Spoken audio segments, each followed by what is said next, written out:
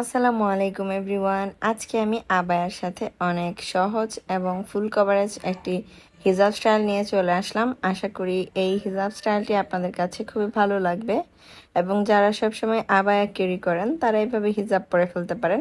তো প্রথমে আমি হিজাবের যে বর্ডারটা রয়েছে, যেখানে কাজ করা অংশটা, এইটাকে আমি এইভাবে কপালের উপর বসিয়ে ভালোভাবে পিন করে দিচ্ছি গলার নিচে। এরপর আমি হিজাবের যে সম্পূর্ণ লম্বা পাটটা রয়েছে এটাকে ঘুরিয়ে অপর পাশ দিয়ে আবারও সামনে নিয়ে চলে আসলাম এবং এটাকে টেনে টেনে কিছুটা ঠিক করে দিচ্ছিলাম। আর আমার আবায়াটি হচ্ছে 2 পার্টের। আর এখন আমি হিজাবের যে কোনাটা উঠিয়েছি এটাকে একটু সেট করে দিচ্ছিলাম। হিজাব টিউটোরিয়াল শোনার চেয়ে দেখলে সবচেয়ে বেশি কাজে দেয় আমার মনে হয়।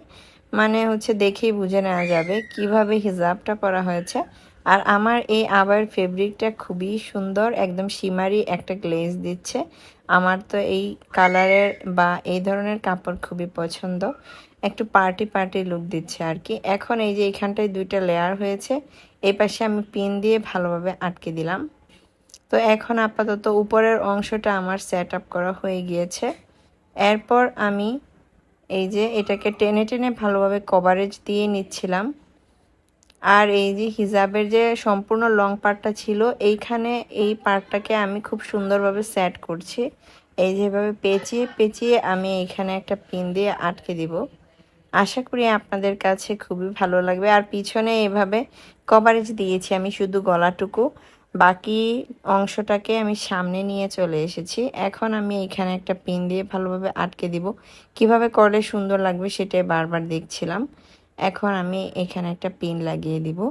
আপনারা কেমন হিজাব বা নিকাব টিউটোরিয়াল চান কমেন্ট করতে পারেন, আমি সবার কমেন্টে রিপ্লাই দেওয়ার চেষ্টা করি।